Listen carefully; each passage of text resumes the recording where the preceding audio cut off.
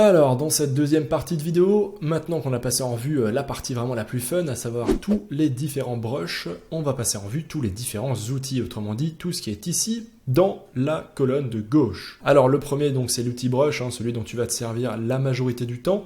Donc, celui-là, je te l'ai montré de manière intensive, tu as les brushes juste ici, et dans préférences d'outils, il va à chaque fois nous montrer la possibilité d'activer le lissage. Ensuite, dans les outils que tu as déjà vus, on va retrouver ici l'outil zoom et l'outil main. Et maintenant, on va attaquer la suite. Alors, ici, on va avoir par exemple l'outil calligraphie. Alors, lorsque je passe avec le stylet sur le document, tu vois que je peux faire des petites choses. Voilà, je vais faire un W. Voilà, c'est pas très beau comme W, mais c'est pas grave. Et en fait, ce qu'il m'a fait, tu vois, c'est qu'il m'a créé un calque vectoriel. Donc c'est ça la différence avec l'outil brush, c'est que là, on est en vecteur, ce n'est pas du bitmap. Et là, je vais pouvoir utiliser différents outils dès qu'il va s'agir justement de calque vectoriel, que ce soit avec l'outil calligraphie ou si ça a été fait avec l'outil plume ou d'autres. On va pouvoir ensuite, ici par exemple avec cet outil-là, modifier les points. Tu vois, je peux les déplacer. Et avec cet outil-là, la petite flèche, je vais pouvoir à chaque fois sélectionner un tracé et le modifier, faire des rotations, etc.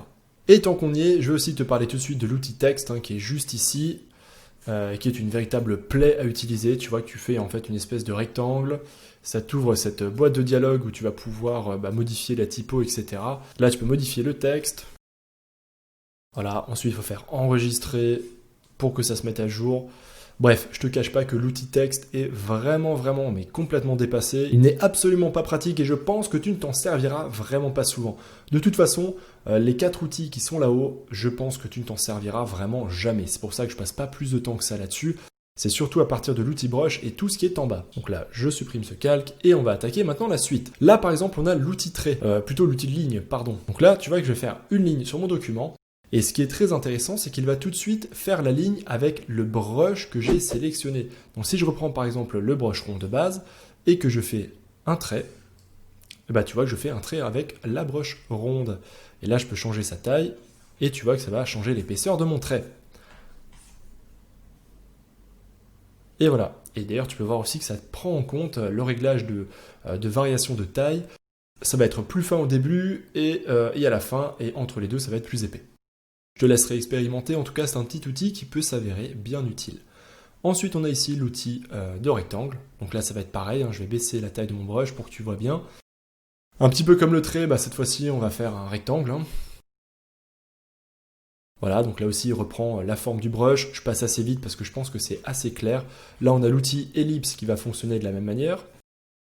Il faut savoir une petite chose, c'est que exactement comme sur Photoshop, il y a 2-3 raccourcis à connaître lorsqu'on utilise certains outils. Là, par exemple, si on veut faire un cercle parfait, il faut maintenir la touche Maj enfoncée et tu vois que ça me restreint ma forme à un cercle parfait. Ce sera pareil d'ailleurs pour le rectangle.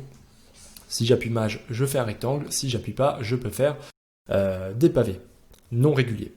Et sinon, je fais des carrés. Voilà, pardon. Alors c'est bon, Leonardus. Voilà pour ces formes-là. Ensuite, ici, on a un petit peu l'équivalent du lasso polygonal dans Photoshop, mais lorsqu'on le referme, il va directement nous tracer quelque chose avec la forme sélectionnée. Donc ce n'est pas une sélection qu'on crée, mais on va dessiner une forme libre. Voilà, donc ça peut s'avérer utile dans certaines situations. Voilà, par exemple là je vais diminuer un petit peu la taille du brush. Admettons que je veuille, je sais pas, redessiner la forme d'un bâtiment.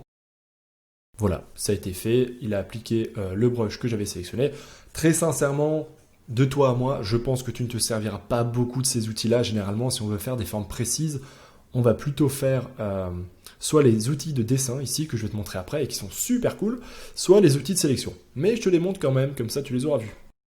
Ensuite, ici, on a encore une fois un système de lasso. Il faut appuyer sur Entrée si jamais tu n'as pas envie de refermer le tracé. Et sinon, il suffit de revenir jusqu'au début. Ensuite, ici, tu as l'outil plume de Photoshop, donc qui va te permettre de faire des courbes de Bézier. Le principe est le même, si tu retournes sur le point de départ, tu vas fermer ton tracé. Et si tu ne veux pas le fermer, que tu veux juste faire un tracé ouvert, tu appuies sur Entrée. Et voilà. Donc le principe est le même partout. Ensuite, ici, on a l'outil Tracé à main levée. Alors lorsqu'on fait un trait comme ça, on ne se rend pas vraiment compte de la différence, puisque tu vois qu'on n'est pas sur un calque vectoriel, a priori.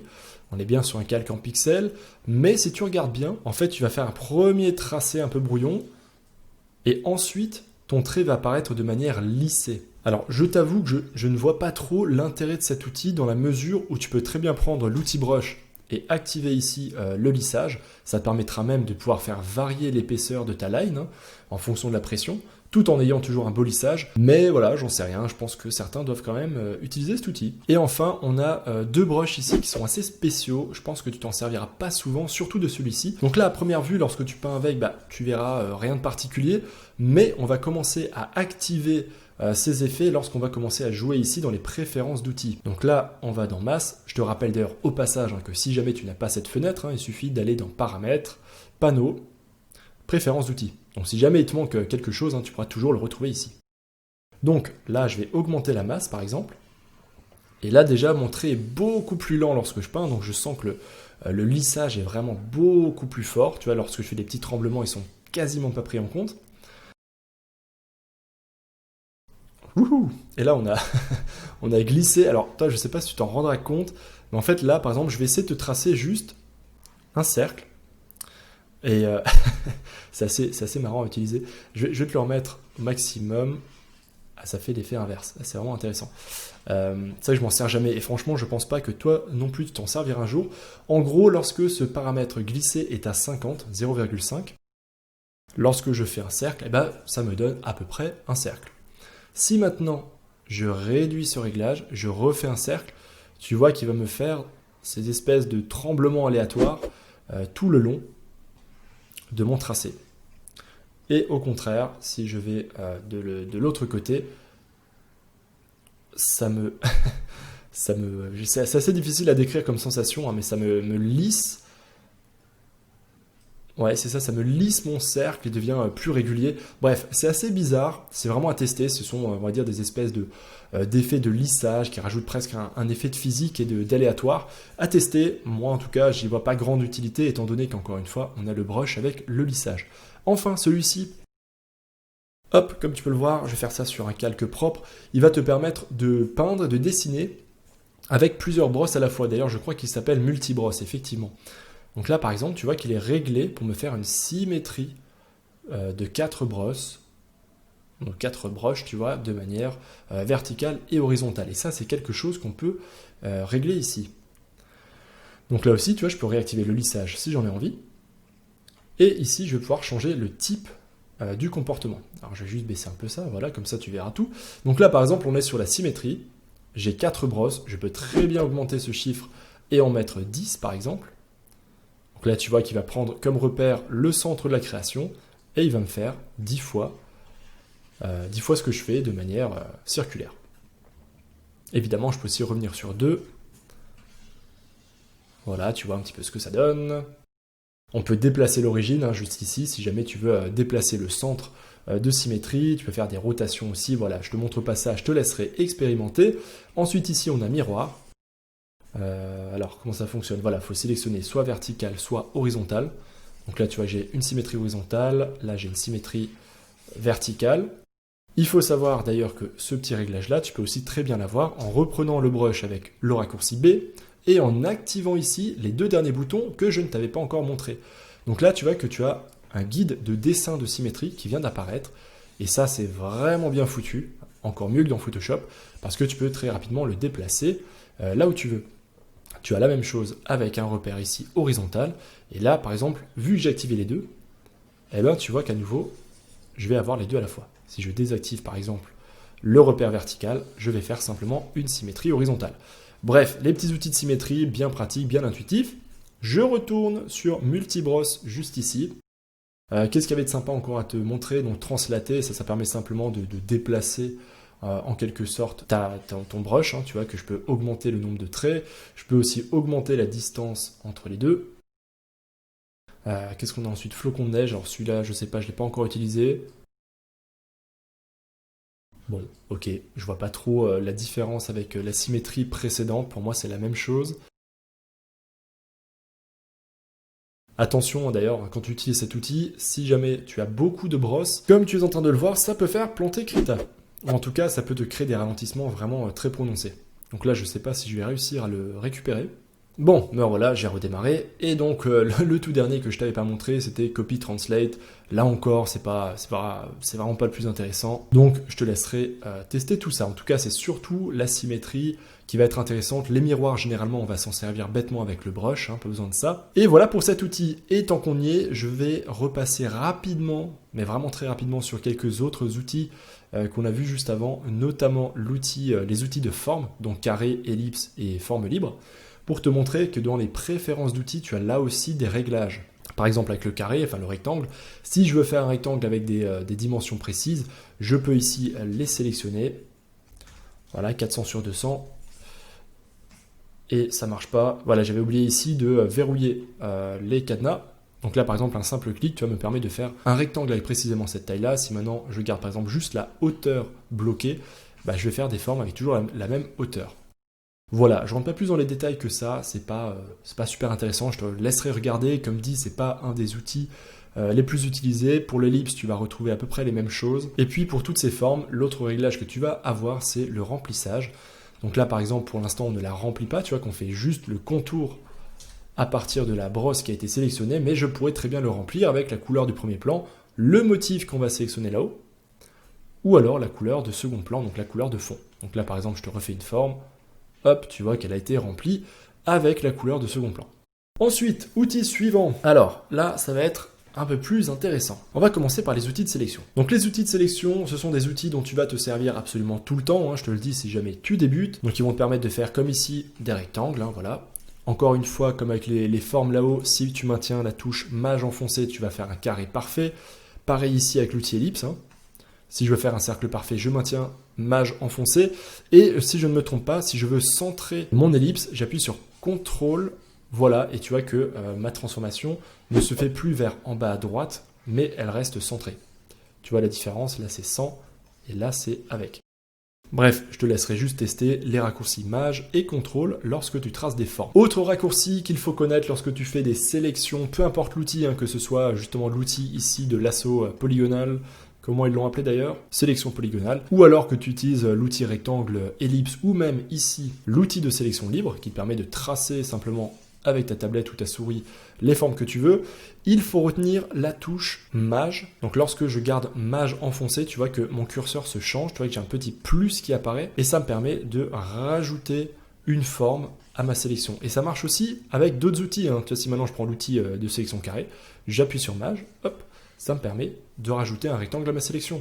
Si je veux rajouter une ellipse, je la sélectionne, j'appuie sur mage, hop, et voilà, je rajoute une ellipse dans ma sélection. Et l'inverse est aussi vrai, si j'appuie sur la touche Alt, tu vois qu'il y a un petit moins qui apparaît, et là je vais soustraire à ma sélection la forme que je dessine. Donc ça c'est comme sur Photoshop, la touche mage et la touche Alt enfoncée lorsqu'on fait une sélection. D'ailleurs, tant qu'on y est, je vais revenir ici. Voilà, je vais te refaire ici cette grosse sélection. Tu peux retrouver tout ce que je viens de te dire de manière moins pratique ici dans les préférences d'outils. Donc là, c'est pareil, tu vois que tu vas pouvoir changer l'action de ta sélection. Donc là, par exemple, tu vas, je crois que c'est ici, c'est ajouter. Voilà, tu vois que sans avoir besoin d'appuyer sur la touche mage, tu vois que j'ai un petit plus qui est apparu près du curseur et qui me permet de rajouter. Là, ça me permet de soustraire. Voilà, c'est ça.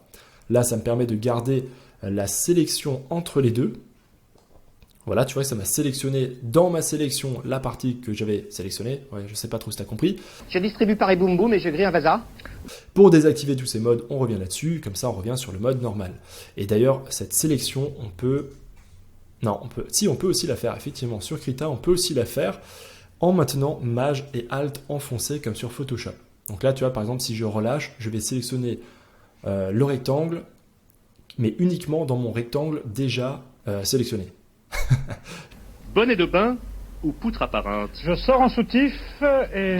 Bravo Didier! Je sais pas si ça a du sens, mais voilà. C'est la même opération que ça, et du coup, tu peux aussi faire des boulets. Hein. Voilà. Ensuite, ici, tu as aussi l'option de lissage de ta sélection. Voilà, tu vois que là, par exemple, j'ai mis 5 pixels. Alors, attends, je vais te le faire avec une valeur un peu plus grande. Voilà, on va prendre 10 pixels. Je fais ma sélection, bah, tu vois qu'elle a des petits coins arrondis qui ont été sélectionnés. Tu vois que si je peins dedans, là, on s'en rend bien compte. on le voit assez facilement. Ensuite, un petit raccourci, c'est vrai que je ne t'ai pas encore donné, puisqu'on en est maintenant aux sélections, c'est CTRL-MAJ-A. Il te permet de désélectionner ta sélection. Donc celui-ci, retiens-le bien, sur Photoshop c'est CTRL-D, ici c'est CTRL-MAJ-A. Et si jamais tu veux inverser une sélection, comme sur Photoshop, c'est CTRL-MAJ-I. Donc là tu vois qu'il m'a sélectionné l'inverse. Si je refais CTRL-MAJ-I, je peux peindre à l'intérieur.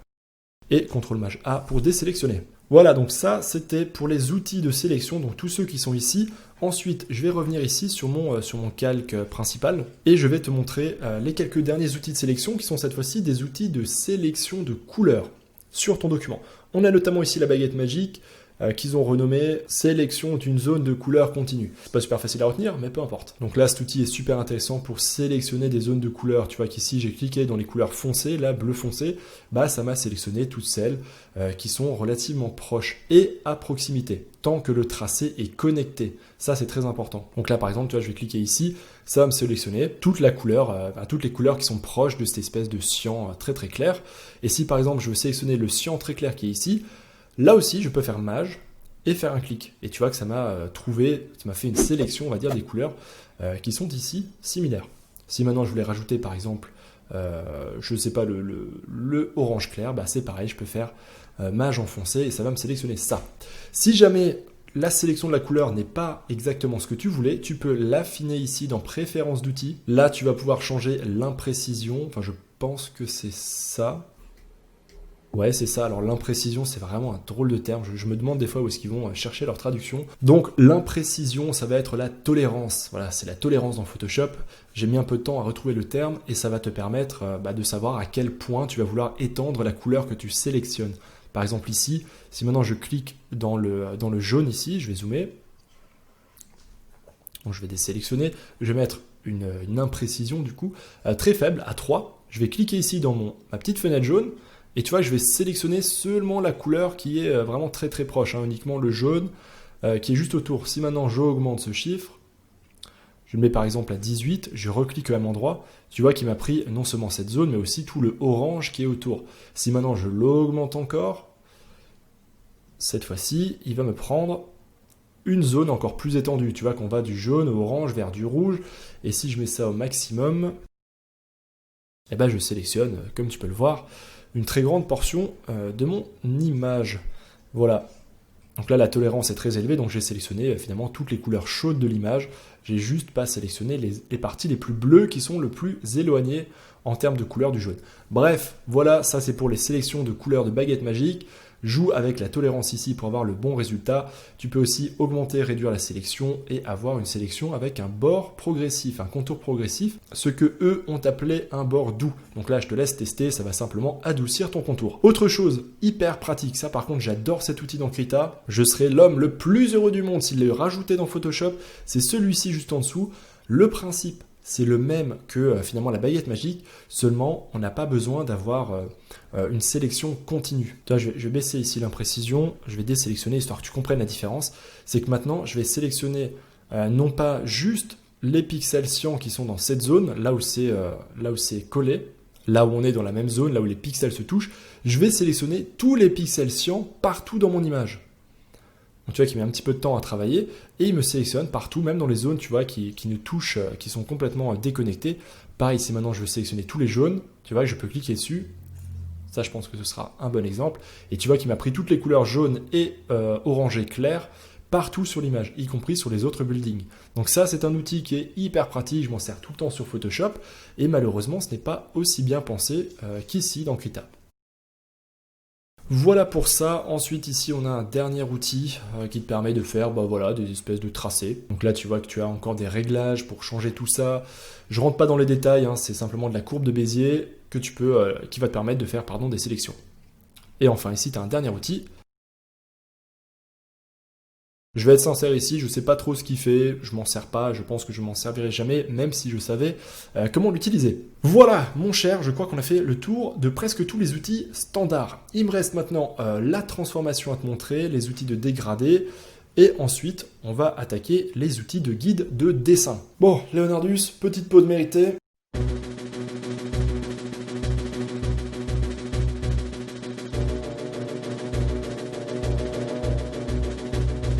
On On va commencer tout d'abord par prendre ici l'outil de lasso polygonal. Je vais sélectionner par exemple cet immeuble-là. Voilà, je ne vais pas prendre le personnage, je le contourne et je ferme ma sélection. Et là, cette sélection, je vais vouloir la dupliquer sur un nouveau calque. Là, pour retrouver les options possibles et les raccourcis, je te conseille de faire un clic droit et tu vas pouvoir retrouver ici les options. Donc notamment couper la sélection vers un nouveau calque ou alors la couper, ce qui rendra le calque actif vide. Donc tu vois que c'est CTRL-ALT-J pour faire simplement une duplication sur un autre calque. Donc si maintenant je prends ça, je vais désélectionner. On a l'outil déplacement qui est juste ici. C'était un de ceux qu'il me restait à te montrer. Donc soit on le sélectionne comme ça et on peut ensuite déplacer le calque. Sinon, l'outil déplacement, c'est aussi le raccourci T. Facile à retenir. Donc, à partir de cet immeuble-là, que je peux maintenant déplacer, je vais le transformer. Admettons que je veuille le remettre derrière dans mon image. Je vais le mettre, par exemple, ici, dans le fond. Allez, à cet endroit-là, je vais faire, soit ici, sélectionner l'outil de transformation. Donc, tu vois que j'ai des petites poignées qui sont apparues sur les bords de mon calque. Ou alors, par exemple, si je suis sur l'outil brush, je vais faire CTRL-T. Et à partir de là, tu vois qu'en fonction de quelle encre je vais choisir, je vais pouvoir modifier, transformer mon calque. Encore une fois, si je veux contraindre les proportions de mon calque, j'appuie sur la touche Maj. Et comme ça, tu vois que je contrains les proportions à rester homothétiques. Ensuite, si je viens ici, en cliquant quelque part sur le bord, je peux faire une rotation. Si je viens ici sur une de ces petites poignées, je peux changer la hauteur et ici changer la largeur. Et si j'approche mon curseur du bord ici, d'une des lignes, je vais pouvoir faire une torsion à partir de ce point-là. Il faut savoir que là, ce sont les options, on va dire, de base de la transformation manuelle. Mais ici, tu en as plein d'autres. Même beaucoup plus que dans Photoshop. Alors, je vais te descendre tout ça pour que ce soit bien accessible.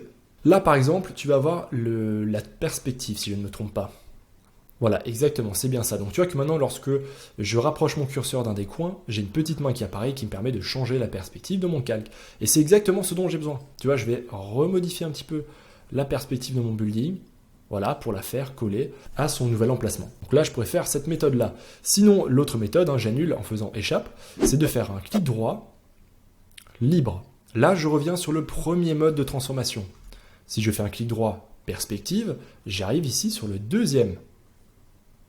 Si maintenant je fais un clic droit déformé, j'arrive ici sur le troisième. Donc ça, c'est un petit raccourci qui est bien pratique. Tu n'es pas obligé à chaque fois de trouver le panneau préférences d'outils, etc. Et là, ce petit troisième mode, il est bien sympa. Parce qu'il te permet, comme tu le vois, de modifier une partie de ton calque. Voilà, un petit peu, on va dire plus ou moins indépendamment du reste. Il me semble d'ailleurs que cette grille, tu peux la subdiviser encore plus. Voilà, on ne voyait pas le bord. Là, par exemple, je vais mettre 6. Donc, tu vois qu'il y a beaucoup plus de densité de points. Et comme ça, je peux modifier, je peux étirer mes points, modifier mon calque avec la plus grande des libertés possibles. Donc ça, c'est pas mal du tout comme petit outil. J'annule à nouveau, je change le mode. Donc, à chaque fois que tu changes de mode, je précise bien que cela annule les modifications que tu as faites dans le mode précédent. Alors celui-ci, je crois que c'est pareil, je crois que tu vas faire une sélection avec des points, voilà, et puis ensuite tu vas pouvoir les modifier. Voilà, je refais échappe. Ensuite, le dernier mode, juste ici, tu le reconnais, c'est le bon vieux mode fluidité. Donc là, on peut aussi passer par le brush que je t'avais montré précédemment, si tu te rappelles, ou alors tu peux passer par ici, CTRL-T, transformation, outil goutte d'eau, là, ou fluidité, je sais pas comment ils l'ont appelé, et tu peux là aussi déformer de manière plus organique ton calque. Et là, tu as évidemment plein de réglages, tu peux changer la taille de ton brush, tu peux changer également la quantité, le flux, autrement dit, avec quelle force, comme tu peux le voir, tu vas modifier ton calque. Je refais échappe pour annuler. En tout cas, là, tu as plein de réglages. Je te conseille vraiment de tester ça pour t'amuser. Voilà, ils ont appelé ça liquéfié. Je n'avais pas vu qu'il y avait le nom juste ici. Voilà pour tout ça, c'est quand même pas mal. Et là encore, tu vois que je t'ai pas montré vraiment tous les petits sous-réglages. Comme je l'ai dit, je te laisse tester par toi-même parce que sinon, on est là pour un petit bout de temps. Du coup, qu'est-ce que je vais faire moi? Je vais revenir sur mon outil de transformation. Donc, je refais un clic dessus. Je vais faire un clic droit libre. Une fois que je suis rentré dans libre, donc là tu vois que j'ai changé, je suis rentré dans ce mode, en refaisant un clic droit, je vais pouvoir faire directement ici, miroir horizontal. Tu vois que ça m'a changé sa disposition. Ça revient finalement à utiliser tous les raccourcis qui sont là. Tu peux aussi faire des rotations. Voilà. Si tu veux aller plus vite. Ensuite, je vais faire appliquer. Ensuite, je reclique dessus. Clic droit, perspective. Je vais refaire la même chose qu'avant. Voilà, je vais placer ça là. Je vais redéplacer mes points pour que ça corresponde à mes lignes de fuite. Et je vais ensuite appliquer ça. Et je vais refaire une dernière transformation pour le redimensionner. Donc là, il faut que je refasse libre. Voilà, je vais le mettre ici. Voilà, un petit peu plus grand quand même. Je le valide. Et avec l'outil gomme, je vais gommer tout ce qui a dépassé. D'ailleurs, tu vois, là, je pourrais baisser l'opacité de ce calque pour voir à travers. Ça me permettra de gommer un peu plus facilement. Bon, là, je vais assez vite. Ou alors, autre méthode que j'aurais pu faire, tiens, ça aurait pu être intéressant. Je vais revenir sur le calque en dessous. Je vais prendre ici mon outil, on va dire super pipette de couleur, sélection à partir de la plage de couleurs, et je vais cliquer ici dans la zone foncée de cet immeuble. Et là, bingo, tu vois que l'imprécision, donc la tolérance était tout de suite bonne. J'ai sélectionné mes bâtiments qui sont ici au second plan, et comme ça, je vais pouvoir gommer sur mon calque tout ce qui dépasse dans cette sélection. Donc là, je reprends l'outil brush, la gomme est activée, et je gomme tout ce qui est dans cette sélection. Voilà, et là maintenant je fais CTRL-MAJ-A pour désélectionner. Et là tu vois que j'ai placé mon petit building là où je le voulais, comme je le voulais. Alors évidemment, là les couleurs ne sont pas bonnes, donc ça me permettra de te montrer juste après les calques de réglage. Je vais te montrer ça après, mais je termine d'abord avec les outils ici. Donc je vais masquer ce calque pour l'instant, on y reviendra plus tard. Allez, il nous reste une petite poignée d'outils, en plus de ça je t'ai gardé le meilleur pour la fin. On a l'outil recadrage juste ici. Alors celui-ci est extrêmement similaire à Photoshop, donc soit tu fais simplement un glisser-déposer sur ton document pour recadrer l'image là où tu veux, tu appuies sur Entrée pour valider, ou alors tu peux cliquer sur ton document et ensuite lorsque tu auras la grille qui va arriver, tu vas pouvoir redimensionner ton image comme tu veux. Une petite remarque toutefois, dans Photoshop, on peut prendre les limites du cadre et le sortir du document. Par exemple, pour agrandir l'image, aller plus loin sur les côtés. Ici, tu vois que ce n'est pas possible. On ne peut pas aller au-delà du bord de l'image. On peut seulement en quelque sorte rétrécir l'image. Ensuite, l'outil a aussi quelques petites options. Ici, tu vois que tu peux rogner, donc l'axe X, l'axe Y. Tu peux centrer ton recadrage, l'agrandir, ou tu peux lui donner des dimensions précises, ce qui peut être assez pratique. Et tu peux également garder un ratio. Ils ont ici appelé ça un facteur, si tu veux vraiment un ratio précis d'image. Tu as toujours les petits verrous pour bloquer ça. Et enfin, voilà, ici je voulais te montrer ça, donc la décoration.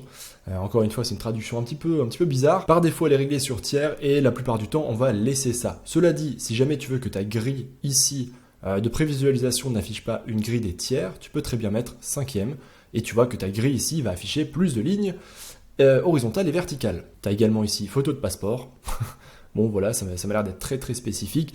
Ta croix, etc. Généralement, on va garder tiers, c'est pratique, ça nous aide un petit peu pour la règle des tiers en composition. Et puis voilà. Allez, outil suivant, l'outil dégradé. Bon bah là, je pense que celui-ci ne va pas présenter énormément de grands secrets. Donc tu vois dans les préférences d'outils qu'ici, on peut changer la forme du dégradé. Donc il y a tout plein de choix possibles. Donc linéaire, c'est simplement un dégradé en ligne droite.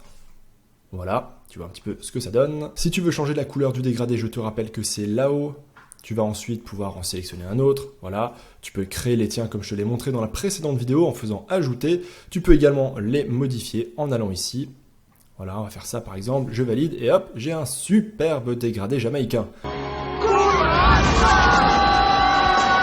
Ensuite, je te montre rapidement les possibilités offertes par l'outil dégradé. Si ici on prend par exemple forme bilinéaire, voilà, tu vois que ça fait une espèce de dégradé miroir. Ensuite, on a le dégradé carré. Donc tu vois que ça fait simplement une forme de carré. Alors sincèrement, j'ai jamais utilisé un seul de ces dégradés en l'espace de très nombreuses années. Conical. Voilà, ça donne cette espèce de forme de cône. Cela dit, ça peut être vraiment intéressant. C'est pas parce que je l'ai pas utilisé que c'est forcément un mauvais outil. Au contraire, ça peut donner des idées. Voilà, symétrie conique. Je trouve d'ailleurs que celui-ci est vraiment très sympa. Il y a sûrement moyen de faire des petits effets avec. Ensuite, on a ici spirale. Voilà ce que ça donne. Reverse spiral, c'est sûrement l'inverse, tout simplement. Voilà. Et former. Alors ça, par contre... Ah oui, ça prend effectivement le cadre, la taille du document en référence pour ton dégradé. Voilà à peu près les formes de dégradé que tu vas pouvoir utiliser. Et ici, tu vas pouvoir le répéter vers l'avant, vers l'arrière, etc. Donc par exemple, tu vois, si je fais un dégradé qui va seulement du bord droit jusqu'au bord gauche, jusqu'ici, tu vois qu'il va faire un dégradé de cette taille-là, et ensuite il va le répéter autant de fois pour remplir le document. Donc voilà à quoi ça sert. On va désactiver ça. Je m'arrête là pour le dégradé, je te laisserai tester et expérimenter par toi-même. Ensuite, on a l'outil pipette. Alors celui-ci, j'en ai déjà parlé. C'est un des outils, on va dire, dans le top 3 des plus utilisés en digital painting pour simplement pipeter les couleurs qui sont présentes sur le document. Ça va beaucoup plus vite que de les resélectionner à chaque fois ici. Note quand même quelques petites options. Je te montre ça assez rapidement.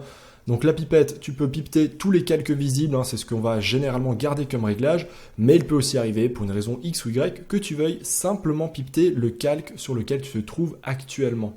Et dans ce cas-là, tu peux faire ici la deuxième option, qui n'a pas été traduite en français d'ailleurs, Sample Current Layer, qui va te permettre de pipeter les couleurs sur le calque actif. Maintenant que j'y pense, ça peut être utile, notamment si tu es par exemple sur un calque en incrustation, donc les couleurs qui sont peintes sur le calque n'apparaîtront pas telles quelles sur le document, vu que c'est un mode de fusion qui est différent. Cela dit, tu vas peut-être quand même vouloir reprendre la couleur pour continuer à peindre sur ce calque. Bref, c'est du charabia, si tu m'as pas suivi, c'est pas très grave. Mais en tout cas, avec les modes de fusion, ça peut être intéressant de pipeter en prenant uniquement le calque actif. Ici, si tu décoches mettre à jour la couleur lorsque tu pipettes une couleur sur ton document, tu vois qu'ici, ça ne me la change pas dans mon sélecteur de premier plan. Par contre, ça va simplement m'afficher les informations de couleur ici. Voilà, ça peut peut-être être utile pour certains. Ensuite, là, tu peux ajouter directement la couleur que tu vas pipeter à une palette. Je rentre pas dans les détails puisque je ne me sers pas des palettes et je te laisserai expérimenter si jamais tu en as besoin. Je pense sincèrement que ça ne va pas être très utilisé, encore que ça peut peut-être te permettre de faire des palettes de couleurs à partir d'une photo par exemple. Tu pourrais très bien ouvrir une photo ou une image de référence, pipeter toute une série de couleurs et ça te crée très rapidement une palette. Ça pourrait être intéressant. Ensuite ici on a le rayon. Alors ça, je ne m'en sers pas personnellement, mais je sais que certains artistes, dans certaines situations, aiment bien l'activer. C'est vrai que ça peut être pratique. Ça va te permettre de choisir la couleur en faisant une moyenne des pixels autour d'un certain rayon. Donc là, le rayon, par exemple, c'est 10 pixels.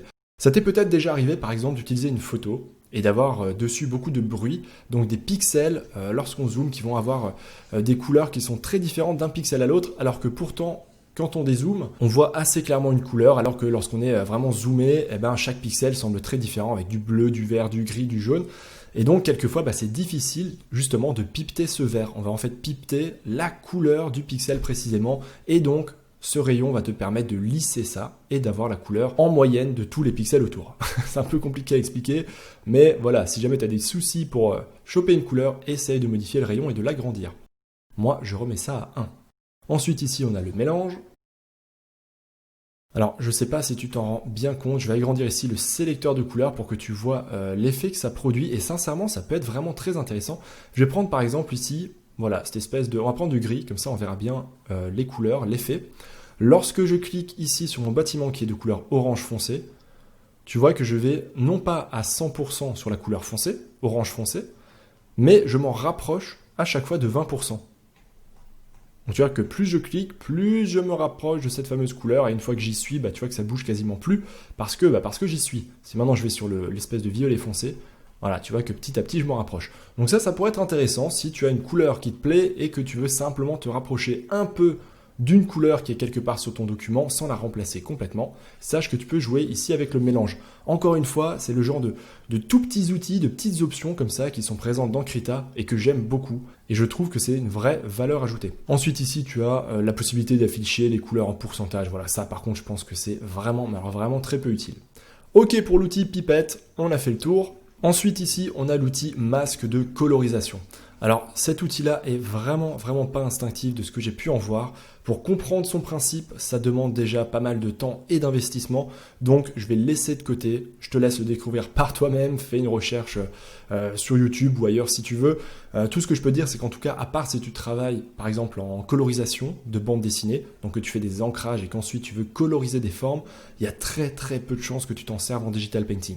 Voilà, en plus c'est un peu complexe de comprendre comment s'en servir, donc je ne m'attarde vraiment pas dessus. Ici, l'outil pot de peinture, voilà, comme tu t'en doutes, ça remplit une forme avec la couleur. Je peux aussi faire une sélection par exemple. Voilà, je vais faire une forme libre, je prends l'outil pot de peinture, je clique dedans pour la remplir. Voilà, c'est l'outil le plus classique, celui que généralement tout le monde connaît. Et un des derniers que je n'avais pas montré, c'était celui-ci, donc ça c'est la gomme intelligente, qui a été copié du correcteur intelligent sur Photoshop. Donc là, je vais faire par exemple, je vais revenir sur mon calque de base tout en bas. Et je vais dessus faire un coup de brush, hop, comme ça, d'une couleur très claire. Voilà. Donc là, je l'ai fait directement sur mon calque aplati, celui qui est en bas. Et je vais maintenant pouvoir corriger ce coup de brush grâce à cet outil magique.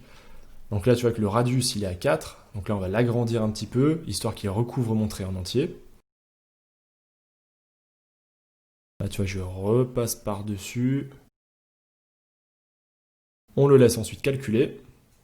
Alors, c'est pas aussi puissant que sur Photoshop, tu peux t'en rendre compte. Donc, je vais zoomer un peu plus pour que tu vois vraiment l'effet qu'il y a eu grâce à l'historique. Donc ça, c'était mon trait vert clair. Et là, tu vois qu'il a réussi à peu près à me le gommer de manière intelligente. C'est pas l'outil de l'année pour moi. En tout cas, sur Photoshop, il est très très bien, très puissant. Sur Krita, on peut dire qu'il est pas vraiment aussi performant. Ma foi, je crois qu'on arrive au bout des outils principaux. Il ne me reste maintenant plus que ces 3 outils spéciaux à te présenter, et notamment celui-ci qui s'appelle Assistant et qui est absolument génial. Mais je le garde pour la fin, comme je l'ai dit. Je te montre rapidement les 2 autres. Alors celui-ci, c'est sûrement le moins intéressant peut-être de tous les outils. C'est simplement l'outil règle. Alors comment est-ce que l'on appelé sur Krita? Voilà, c'est mesurer. Il va simplement pouvoir te permettre de mesurer des distances sur ton document. Par exemple, si je veux savoir combien mesure cet immeuble, voilà, je vais faire une espèce de drag and drop jusqu'en haut de l'immeuble.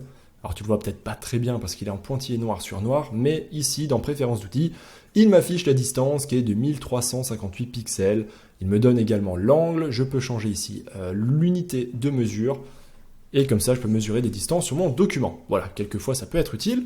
Ensuite, l'outil suivant qui est juste ici est par contre vraiment génial. Il s'appelle image de référence et comme son nom l'indique, il va te permettre de poser des références sur ton document, histoire de t'aider à peindre et à dessiner. Alors je te montre comment ça marche, c'est très intuitif. Dans préférences d'outils ici, tu vas pouvoir appuyer soit sur le plus, soit directement sur le dossier si tu en as plusieurs à charger. Ça t'ouvre une petite boîte de dialogue. Là, je prends une image, n'importe laquelle, par exemple ce rendu 3D de crâne, si j'ai envie de le redessiner. Et là, tu vois que tant que j'ai cet outil sélectionné, je peux déplacer ma référence. Et tu vois que je peux la sortir du cadre. Je peux la mettre par exemple sur le côté, la redimensionner évidemment, et par exemple la laisser ici. Et je peux par exemple aussi m'en mettre une deuxième. Je vais prendre par exemple cette référence-là, je vais aussi me la mettre sur le côté, peut-être un peu plus grande parce qu'elle m'intéresse. Peut-être que celle-ci, je vais peut-être, je sais pas, redessiner une partie dessus. Alors je vais pouvoir baisser son opacité, tu vois, la rendre semi-transparente. On peut aussi saturer ou désaturer la référence. On peut conserver les proportions, ça c'est coché par défaut, parce que évidemment je conseille de garder, sinon tu peux écraser ou non ta référence. Sache juste que ça existe. Et lorsque tu fais un clic droit dessus, tu peux également gérer leur ordre d'empilement. C'est-à-dire que si maintenant je veux passer celle-ci au premier plan, je n'ai qu'à faire clic droit, mettre au premier plan. Si je veux la repasser derrière, je peux faire mettre en arrière-plan ou alors diminuer. Et voilà, de cette manière, je vais pouvoir les organiser dans mon document. Voilà, et là tu vois que tu as aussi un petit raccourci pour les transformer, si jamais tu veux par exemple la mettre en miroir horizontal, là, lui faire une rotation, etc. Voilà pour cet outil, et évidemment à chaque fois tu peux peindre, tu vas peindre directement sur ton calque. Et si jamais tu veux redéplacer une de tes références, tu reviens sur l'outil référence, tu cliques dessus, et tu peux les déplacer ou les supprimer. D'ailleurs, pour toutes les supprimer de ton document, c'est pas compliqué, tu fais tous, et voilà. Donc ça, c'est un petit outil qui est vraiment très très sympa. Encore quelque chose que Photoshop pourrait largement piquer à Krita. Enfin, le meilleur pour la fin, le petit outil assistant que je t'ai gardé vraiment en petite cerise sur le gâteau. Oh, c'est trop mignon. Oh, le petit chaton. Bah, ça va, Leonardus, pour une fois qu'on met un petit truc tout mignon. Alors cet outil est vraiment génial. Il est aussi présent dans Clip Studio Paint, j'en avais d'ailleurs parlé dans ma précédente vidéo sur les logiciels gratuits. Il me semble qu'Autodesk Sketchbook le possède aussi, Clip Studio Paint aussi, et également d'autres programmes, et Krita évidemment n'est pas à la traîne. Donc ce qui va te permettre de faire lorsque tu le sélectionnes, tu vas aller dans Préférences d'outils, et là tu vas pouvoir choisir tout plein de réglages qui vont te permettre de t'aider à dessiner des lines précises. Je vais te montrer tout de suite avec Ellipse. Je vais aller sur mon calque tout en haut, je vais faire un point, un deuxième, et le troisième clic va me permettre de régler la taille de mon ellipse. Une fois que c'est fait, si je clique ici, je peux le déplacer. Si je clique ici, je peux le masquer ou l'afficher. Et ici, ça va me le supprimer. Je te montrerai ça juste après. Et le grand intérêt, c'est non seulement d'avoir un repère visuel, qui va pouvoir te permettre de dessiner par exemple des éléments en perspective de manière plus juste, Mais surtout, ce qui est très cool, c'est que lorsque tu reviens sur l'outil brush ici, je vais agrandir un petit peu mon calque, tu vas pouvoir cliquer sur assistant aimanté. Et là c'est le pied. Car là, lorsque tu passes avec le brush, tu vois que tu vas suivre ces lignes parfaites. Et ça, c'est quand même vraiment très cool.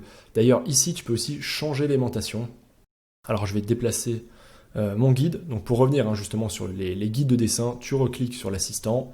Tu peux, par exemple, le déplacer ici. Voilà, tu vois que là, je peux le transformer, faire des rotations, etc. On va le mettre ici. Et lorsque je reviens sur l'outil brush, je vais dans aimantation baisser l'aimantation, par exemple, de moitié. Et en fait, ce qui va se passer, c'est que lorsque tu passes à proximité de ce trait, cette fois-ci, tu ne vas plus le suivre parfaitement. Là, par exemple, je suis allé à peu près à 50%, je vais le suivre à 50% parfaitement. Là, par exemple, si je fais quelque chose de très tremblant, tu vois que je reste quand même relativement collé à ma ligne. Donc, c'est simplement une espèce de puissance de lissage qui va suivre la courbe de l'assistant. Je supprime ça et je vais te montrer maintenant les autres assistants qui existent. Donc là, je t'ai montré l'ellipse. Bon, il est déjà très cool, très puissant, mais c'est pas tout ce qu'il y a. On va le supprimer, donc comme je l'ai dit, en cliquant ici. Et on va mettre ici une courbe de Bézier. Donc quelquefois, tu voudras faire des courbes avec précision. Pas de problème, tu prends courbe de Bézier, tu cliques une fois, tu cliques deux fois.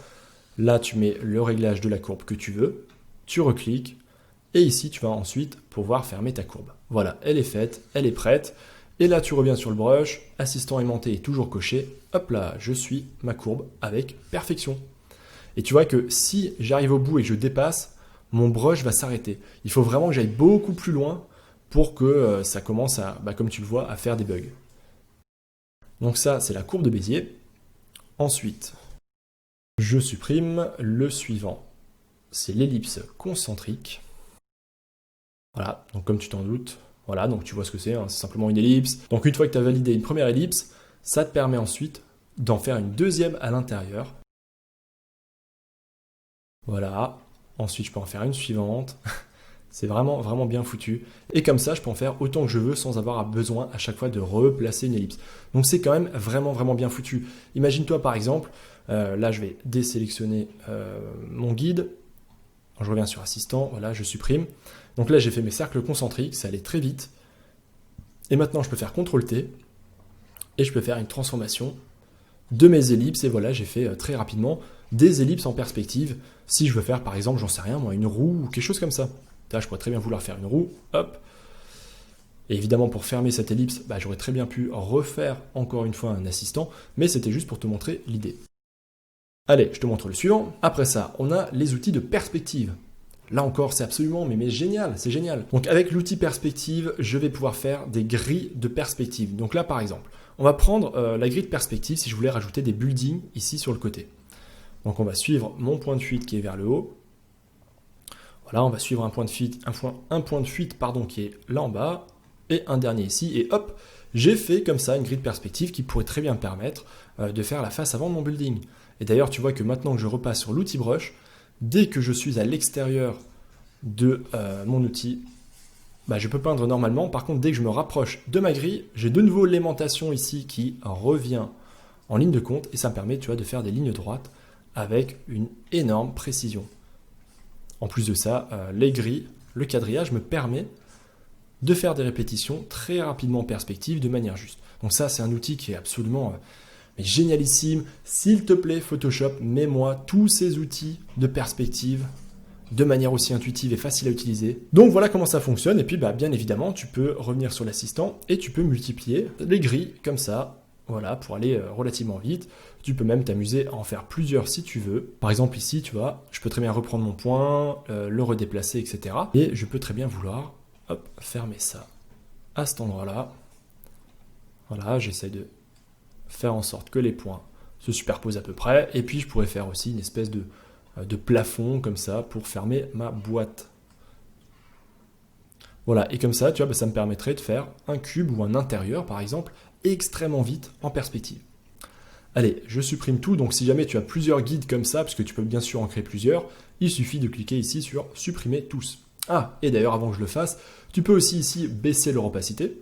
Bon, je pense que tu aurais trouvé tout seul comme un grand, et tu peux ici changer leur couleur. Voilà, donc je vais faire OK juste pour que tu vois. Voilà, on va remettre ça dans cette espèce de gris clair. Et ma foi, voilà. Ensuite, le suivant, perspective fisheye.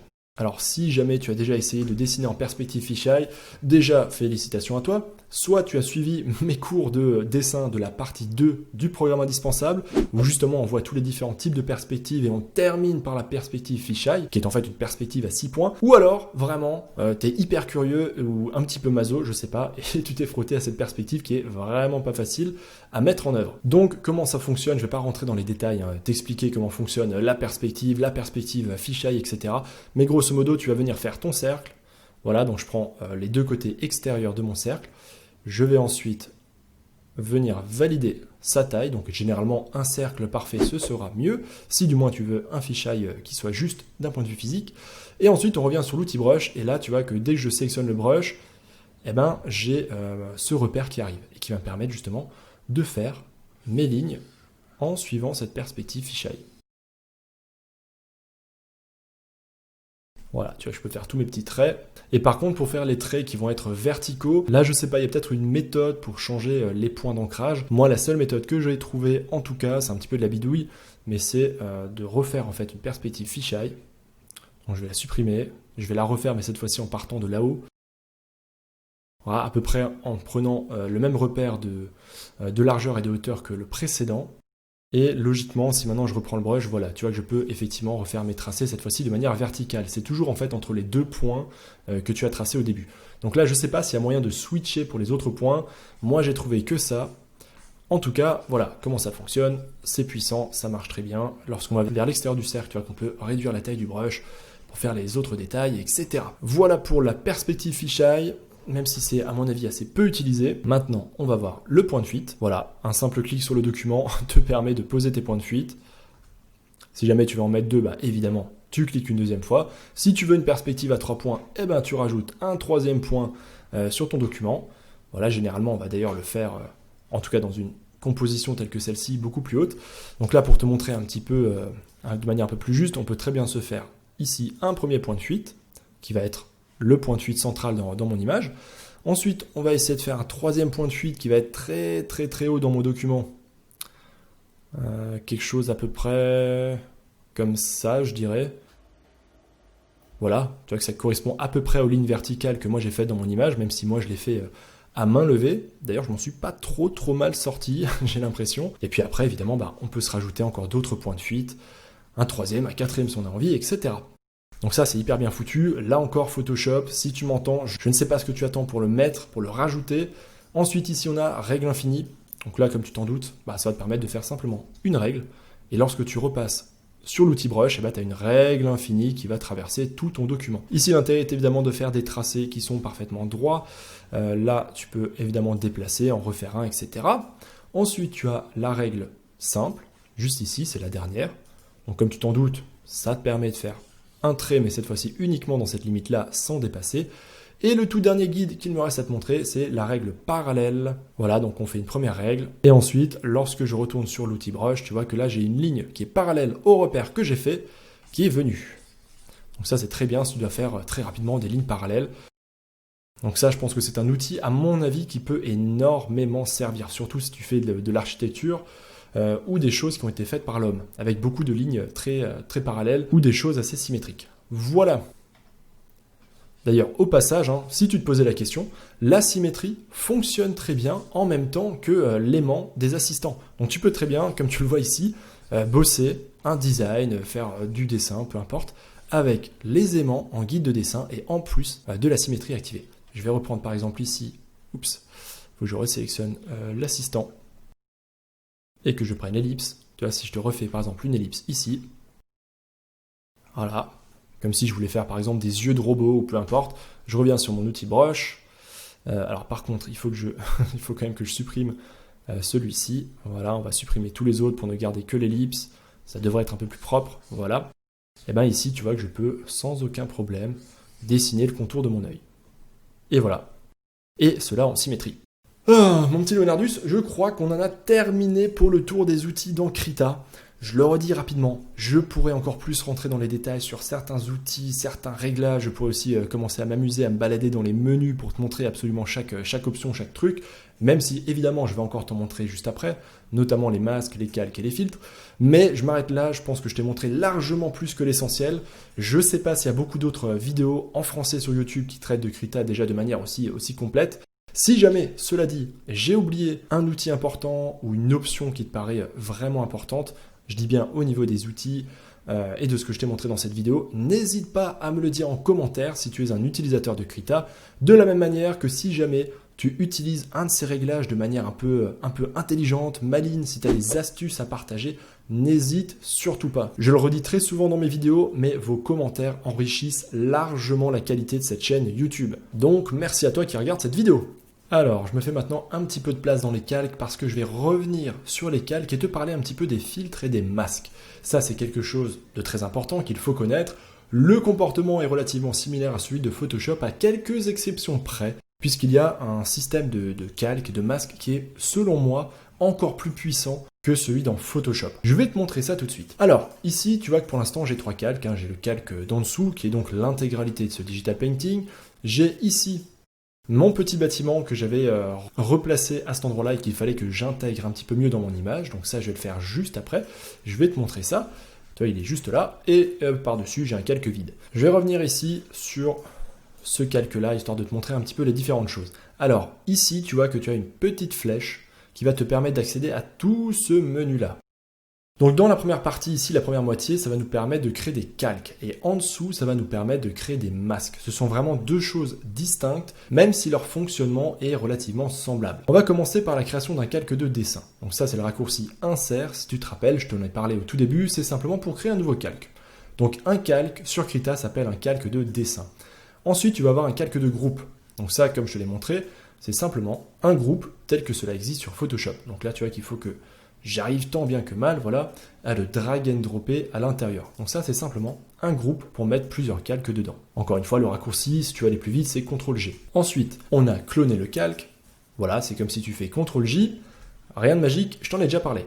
Ensuite, ici, on a la possibilité de créer un calque vectoriel. Tu vois que l'icône ici change pour montrer que le type de calque a changé. Là-dessus, tu vas pouvoir faire des tracés vectoriels, par exemple avec l'outil plume, etc. Sincèrement, je pense que tu ne t'en serviras jamais, en tout cas, pas si tu fais du digital painting. En tout cas, tu sais que ça mérite d'exister. Ensuite, là, on arrive à des choses qui vont beaucoup plus nous intéresser. On a ici le calque de filtrage. C'est vraiment celui-ci que je voulais te montrer. Donc, je vais créer un nouveau calque en cliquant dessus. Et là, tu vois que j'ai cette boîte de dialogue qui s'ouvre avec plusieurs réglages possibles. Et tu vois qu'en même temps, ça m'a créé ici un nouveau calque avec une icône qui est différente. Et par défaut, tu vois que ça m'ouvre les courbes. Alors ça s'appelle les courbes sur Photoshop, ici ça s'appelle ajustement de la couleur, mais c'est pareil, tu vois que ça me permet d'assombrir ou d'éclaircir toute mon image ou alors seulement une couche de l'image. Par exemple, si je veux ajouter plus de vert dans les couleurs claires, si je veux en enlever dans les couleurs foncées, hop, voilà. Et peut-être que j'ai envie, je sais pas, de rajouter un petit peu de bleu. Voilà, et j'ai pas envie d'exagérer autant de contraste. Ah, par contre, il est super capricieux, cet outil sur Krita. Il est super sensible. Donc, je vais réinitialiser. Il m'énerve. Voilà. Il faut vraiment être super précis, en fait, lorsque tu veux resélectionner un point. Donc voilà, en tout cas, je vais valider. Comme ça, tu l'auras vu. Voilà donc un premier calque d'ajustement. Alors, personnellement, je trouve que ce n'est pas très clair, la différenciation des calques dans Krita. J'ai vraiment du mal à voir d'un coup d'œil quel type de calque il s'agit. Il faut vraiment regarder cette petite icône ici. Là, c'est pas super pratique. Mais tu peux voir qu'en fait, lorsque j'active et que je désactive ce calque, ça me modifie toutes les couleurs de mon document et seulement à partir des calques qui sont en dessous. Donc, si je reviens sur ce calque ici, que je me fais un petit trait comme ça en vert clair, tu vois que là, il n'est pas affecté par mon calque. Par contre, si je le glisse en dessous dans la pile des calques, maintenant, il est bel et bien affecté comme le reste des couleurs et des autres calques par mon calque d'ajustement de couleur. Pour t'expliquer très clairement, le calque de filtrage va avoir une incidence sur tous les calques qui sont en dessous et pas sur les calques qui sont au-dessus. Exactement comme sur Photoshop. Et si jamais tu veux remodifier les réglages de ton calque, alors malheureusement sur Photoshop c'est plus intuitif, il suffit de double-cliquer dessus. Ici ça marche pas, il faut faire, en tout cas de ce que j'ai trouvé, il faut faire un clic droit, propriété. Et là tu vois que ça me rouvre à nouveau la courbe que j'ai fait précédemment, ce qui me permet de la remodifier. Ça c'est bien, ça veut dire que c'est non destructeur, tu peux à tout moment revenir dessus, le remodifier, le désactiver, ça ne modifie pas tout ce que tu as dessiné. Voilà pour ce type de calque, je vais le supprimer, je vais te montrer rapidement juste un autre, histoire que tu vois un petit peu les différents types de filtres qui existent. Donc on retrouve évidemment tous les filtres assez classiques qu'on va voir dans Photoshop, et même plus que ça. Par exemple ici, tu vois que j'ai des filtres de flou, chose qui n'existe pas sur Photoshop, pas en tout cas de cette manière-là, et ça c'est vraiment bien pratique. Par exemple, je vais prendre un flou gaussien, on va le mettre à 10 pixels environ, je le valide, et là tu vois que tout ce qui est en dessous a été flouté, je n'ai pas besoin comme sur Photoshop d'aller sur chaque calque et de le flouter un par un. C'est vraiment super pratique, j'ai juste ensuite à changer l'ordre des calques si je veux flouter un élément ou non. Voilà, je resupprime, je t'en montre encore un ou deux, histoire que tu vois vraiment l'étendue des options de filtres dans Krita, c'est quelque chose que j'adore. Donc dans Artistic, tu vois, tu vas pouvoir appliquer différents effets. Donc juste en cliquant dessus, tu peux voir un petit peu la preview, tu vois ce que ça donne. Donc là, un effet de pixelisation. Ici, de peinture à l'huile. Voilà, ça saute pas trop aux yeux, à part si j'augmente la taille de la brosse, voilà. Ensuite, ici, on peut modifier les couleurs. Je rentre pas dans les détails, évidemment, je vais pas tous te les présenter. Encore une fois, je te laisse vraiment découvrir par toi-même. Donc là, on a des détections des bords, avec notamment des high pass. On va généralement pas trop se servir de ce genre d'effet, mais encore que, pourquoi pas, on pourrait très bien le valider. Est-ce que je peux mettre ça en mode densité de couleur, par exemple? Voilà, ça fonctionne, c'est parfait. Donc ça, c'est vraiment super. Tu vois que ça me donne un effet où ça m'a éclairci les contours de mon image. Donc ça peut être un effet qui pourrait être recherché, qui pourrait être très sympa. Je viens d'inventer un truc là tout de suite. Je trouve ça vraiment cool. Évidemment, si jamais c'est trop fort, tu peux baisser son opacité. Voilà. Et comme ça, tu peux créer des images avec des effets vraiment assez hallucinants. En tout cas, j'aime bien ce que j'ai fait, je crois que je vais le garder.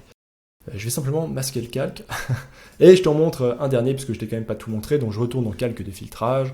Voilà, donc ça c'était détection des bords.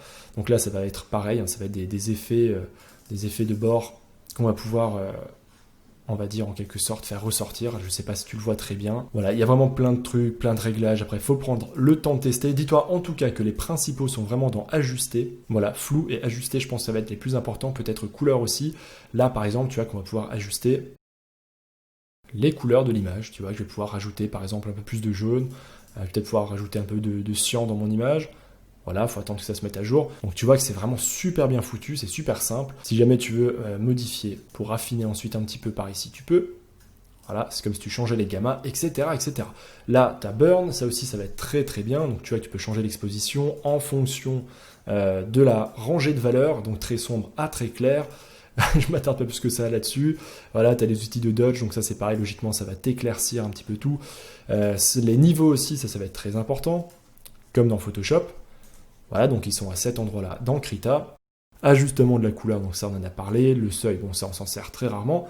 Ajustement teinte, saturation, luminosité, ça c'est très important, je m'en sers énormément lorsque je travaille. Donc ça te permet de saturer, désaturer, peut-être de changer un petit peu les teintes, etc. Voilà en tout cas le système de filtre dans Krita, qui est un système dynamique, non destructeur et hyper puissant, super complet. Ensuite, on a les calques de remplissage, donc ça comme son nom l'indique, ça te permet simplement de remplir un calque, soit avec une couleur, voilà, tu peux choisir ici, soit avec un motif, soit avec du noise. Voilà, donc ça c'est simplement quelque chose qui va être généré de manière procédurale par l'ordinateur.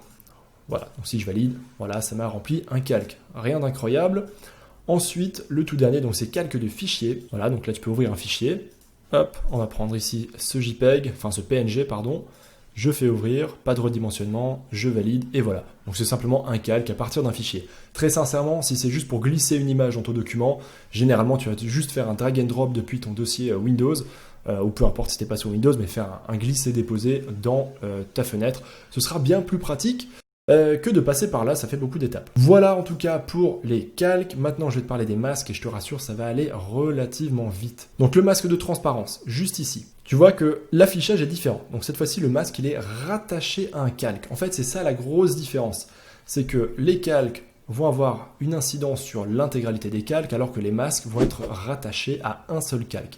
Donc là le masque de transparence va me permettre exactement comme les masques d'opacité, enfin les masques de fusion, pardon, sur Photoshop, de modifier l'opacité de mon calque, de gérer sa transparence. Donc là, par exemple, je prends avec mon brush, on va prendre un brush soft ici.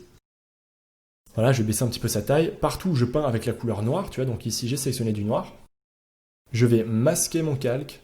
Et là où je le peins avec du blanc, je vais l'afficher. Donc noir, ça efface, blanc, ça affiche. C'est la base de la base. C'est extrêmement puissant puisqu'encore une fois, c'est quelque chose de non destructeur. Ça veut dire qu'à tout moment, on peut revenir en arrière. Alors que si maintenant j'avais gommé mon calque, voilà, de cette manière, eh ben c'est fini. Je ne peux pas revenir dessus après. Les pixels qui ont été effacés ont été effacés à vie. Pour toujours.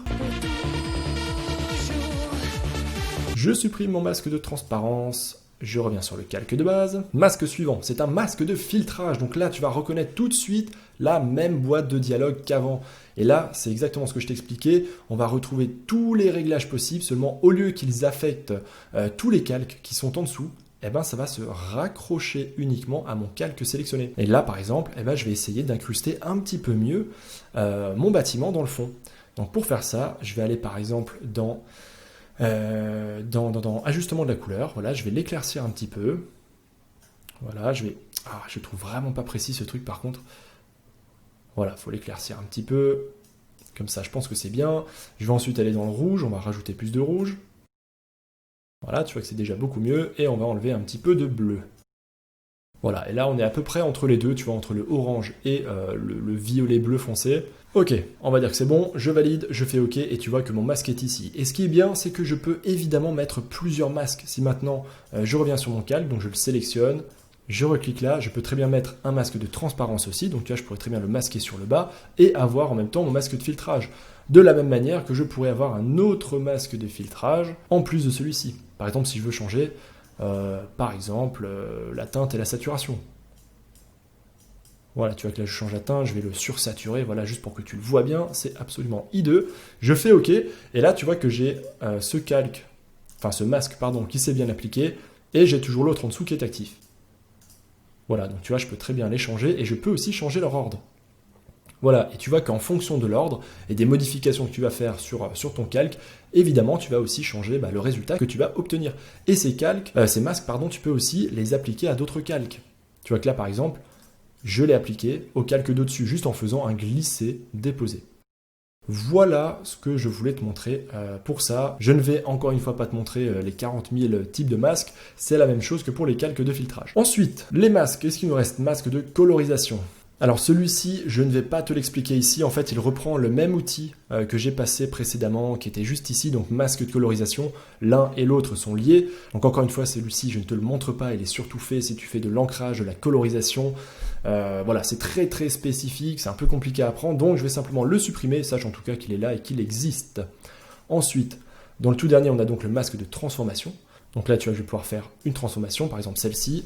Voilà, je la valide. Et tu vois que si j'active ou que je désactive mon calque, eh ben je vais activer ou désactiver la transformation. Ça aussi, c'est un truc qu'il n'y a pas dans Photoshop, en tout cas pas présenté de manière aussi claire, facile et instinctive. C'est encore une fois génial parce que c'est non destructeur, ça veut dire que je peux modifier un calque, mais sans vraiment le modifier complètement. Je peux revenir dessus et je peux modifier ma transformation d'ailleurs en faisant CTRL-T à nouveau. Voilà, donc en recliquant dessus, tu vois, avec l'outil de modification, je peux revenir dessus, je revalide, et voilà. Donc ça, c'est vraiment super, encore une fois. Je vais supprimer ça, je reviens sur mon calque, et le tout dernier, c'est sélection locale. Donc là, si je prends par exemple mon outil lasso, je fais une sélection, voilà, donc là, tu vois que j'ai en fait ma sélection qui est ici, et donc je peux récupérer assez facilement. Donc là, si je veux la modifier, tu vois que je peux à tout moment, en reprenant un de mes outils de sélection, j'appuie sur Maj, ou sur Alt pour modifier ça. Et je peux ensuite retourner sur mon calque. Et lorsque je retourne sur mon calque, tu vois que ma sélection, elle est là, elle est active, je peux peindre dessus. Je peux désélectionner avec CTRL-MAJ-A. Et par contre, si je veux retrouver cette sélection à tout moment, eh ben, j'ai juste à revenir là-dessus, à faire CTRL+clic sur la vignette, comme sur Photoshop. Et j'ai ainsi retrouvé ma sélection en l'espace d'une seconde. Ça, c'est quand même super pratique dans Photoshop. On est obligé de passer par les couches, etc. Bref, c'est vraiment pas pratique. Là, c'est juste en dessous, CTRL+clic, tu as ta sélection et c'est vraiment pas mal du tout. Allez, je reviens en arrière et je supprime ça. Voilà, en tout cas, on peut se féliciter. On a terminé de voir ensemble l'intégralité des calques et des masques. Il me reste un dernier type de calque à te montrer.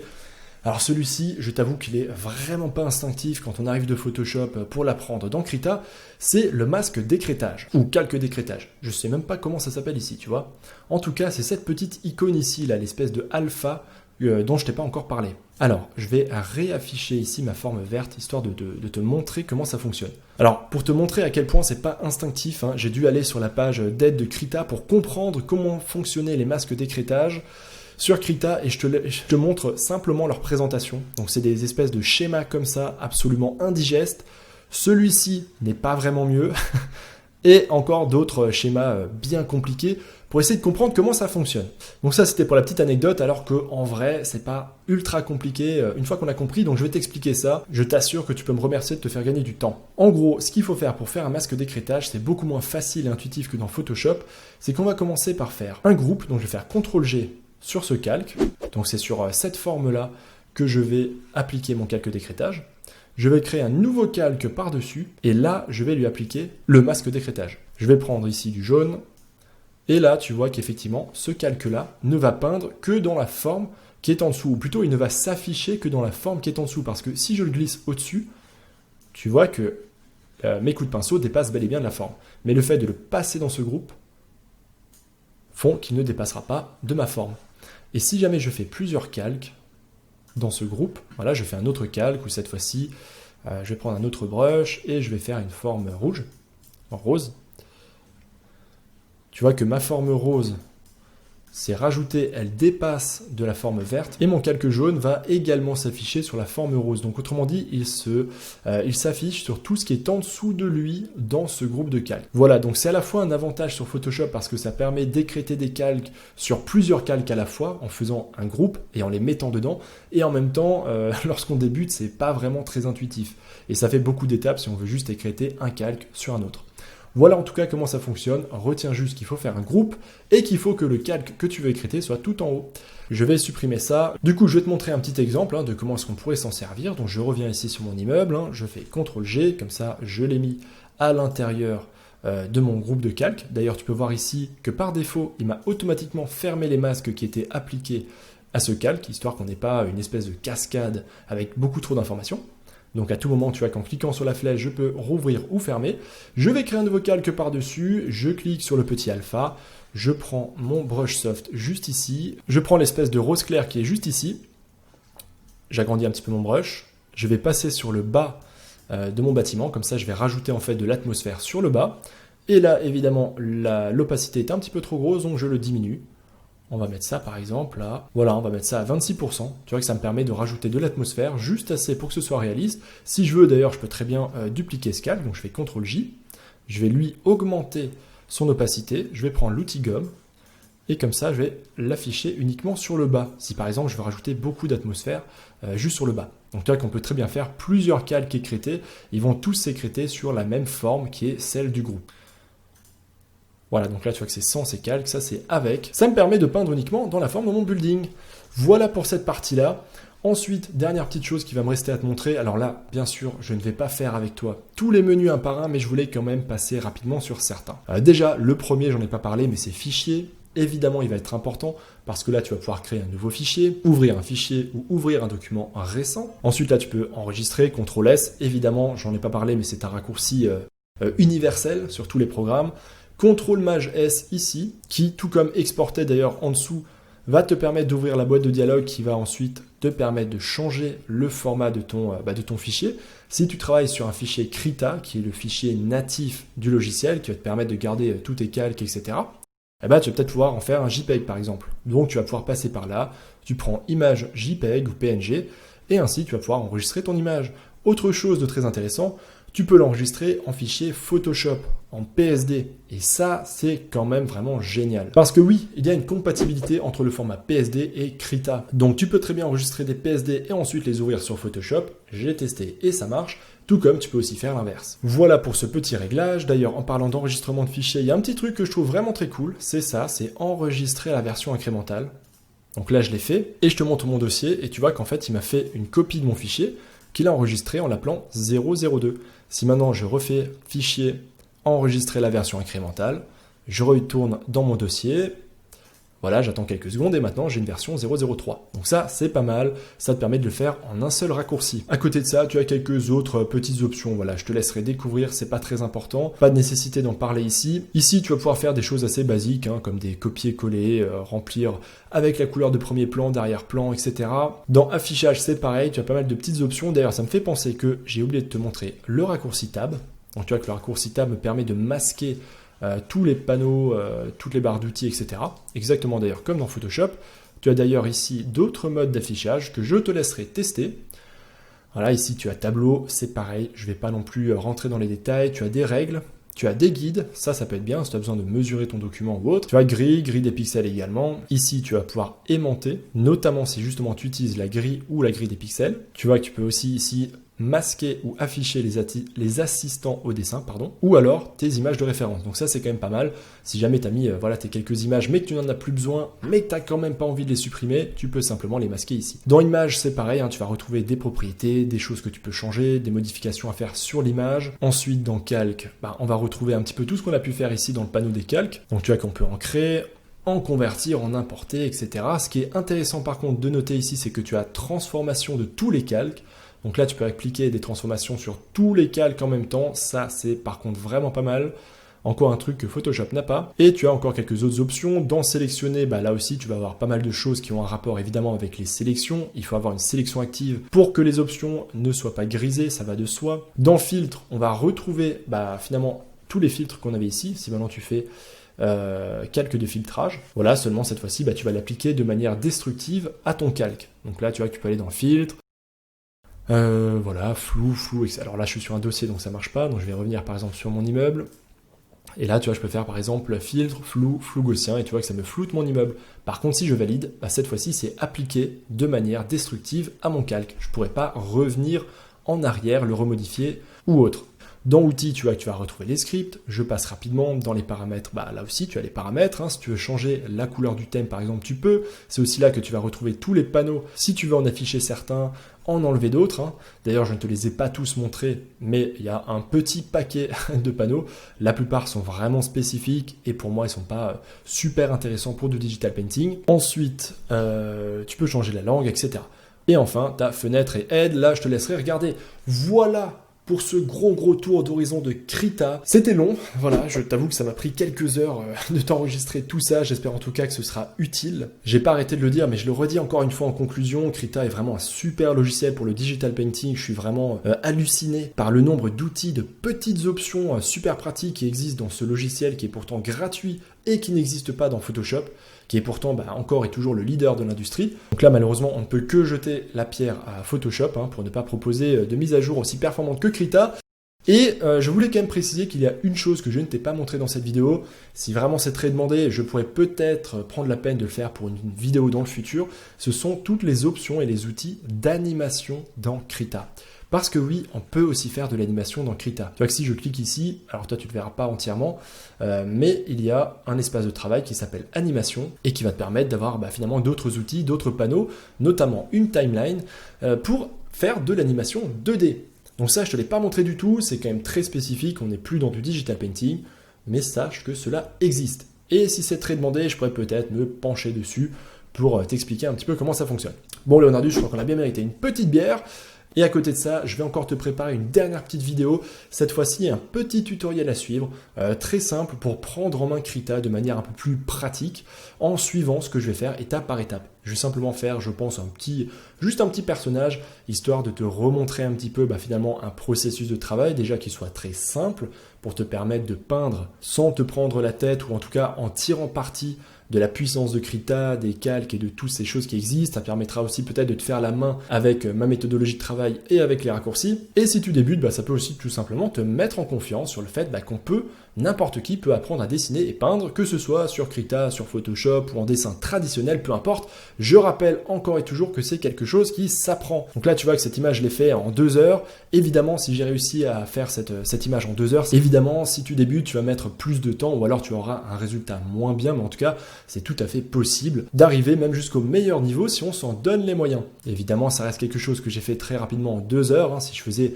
une vraie belle image structurée en 10 ou 15 heures, ce serait encore mieux, mais sache que c'est vraiment quelque chose qui s'apprend. D'ailleurs, au passage, si tu ne connais pas encore digitalpainting.school, je vais me prendre 30 secondes pour t'en parler. Je me dis qu'il y a peut-être des gens qui sont venus ici apprendre Krita pour en même temps apprendre le digital painting. Donc si jamais tu n'as pas envie de passer un temps infini à écumer le web et YouTube pour essayer de grappiller des morceaux de tuto par-ci par-là, sache que j'ai cofondé digitalpainting.school. C'est un site sur lequel je t'invite à aller. Tu as le lien dans la description, sur lequel tu vas retrouver une super communauté avec plein d'activités pour vous motiver, vous pousser à pratiquer. Il y a des exercices, il y a des challenges, il y a plein de choses. Tu pourras aussi créer ta galerie dessus pour partager tes créations, te faire des potes. Il y a un Discord qui est vraiment super cool, un forum aussi bien évidemment, et il y a aussi des cours pour apprendre justement le digital painting dans lequel tout est enseigné vraiment de A à Z, même si tu es un néophyte complet, même si tu ne sais pas dessiner. C'est justement le but des cours, c'est que peu importe ton niveau de départ, que tu sois débutant ou intermédiaire, tu vas pouvoir apprendre cette discipline de manière structurée, logique, à ton rythme. Évidemment, il y a des cours qui sont payants, il y a aussi énormément de contenu gratuit. En tout, il y en a, je pense, pour plus de 20 heures de vidéos gratuites. Je t'encourage en tout cas vraiment à aller dessus. Tu auras vraiment tout ce qu'il te faut, que ce soit pour débuter ou alors pour atteindre vraiment un niveau d'expert, voire un niveau d'artiste professionnel. Voilà, je t'en dis pas plus, je te renvoie vers digitalpainting.school si tu ne connais pas déjà. Et je te remercie d'avoir visionné cette vidéo, peut-être également les précédentes. J'espère que c'était pas trop long, j'espère que c'était pas trop chiant et surtout j'espère que c'était complet. Si tu utilises Krita, je t'invite à me donner ton avis en commentaire, à me dire aussi ce que tu dessines avec. Qu'est-ce que tu fais? Quels sont peut-être les outils que tu préfères dessus? Et pour tous les autres, j'espère que cette série vidéo vous sera utile et qu'elle vous aura donné envie de tester Krita. Si c'est le cas d'ailleurs, pensez comme d'hab à mettre un petit pouce bleu, un petit commentaire et à t'abonner si tu veux. Ouais, je sais Leonardus, on est bien obligé. En tout cas, j'ai pris plaisir à découvrir Krita plus en profondeur, à te faire cette série de vidéos. Je rappelle quand même que c'était beaucoup de travail. Ça m'aura pris, je crois, facilement plus d'une semaine à temps plein dessus, juste pour ça. Donc, je compte sur ton soutien. J'espère n'avoir rien oublié de te présenter dans ce tutoriel complet sur Krita. Il regorge d'outils et de fonctionnalités, comme tu l'as vu, donc c'est fort possible que j'ai oublié un petit réglage ou un truc quelque part. Donc, si jamais tu connais bien Krita et que c'est le cas, n'hésite pas à le faire savoir en commentaire. Pareil, si jamais j'ai dit une bêtise ou autre, n'hésite pas à me corriger. Je suis sûr que comme d'habitude, les commentaires peuvent largement enrichir cette vidéo. Ça apporte un petit côté collaboratif, donc si j'ai oublié de dire certaines choses, je compte sur vous pour les rajouter en commentaire. Merci pour ton aide. Et je te dis à très bientôt dans une prochaine vidéo de l'artiste. L'art digital t'intéresse? Tu as envie d'apprendre, de progresser en digital painting ou peinture numérique en français? Je t'invite à aller sur digitalpainting.school. Tu retrouveras une communauté super sympa, des cours de qualité et un paquet de ressources gratuites. Allez, on se retrouve là-bas l'artiste.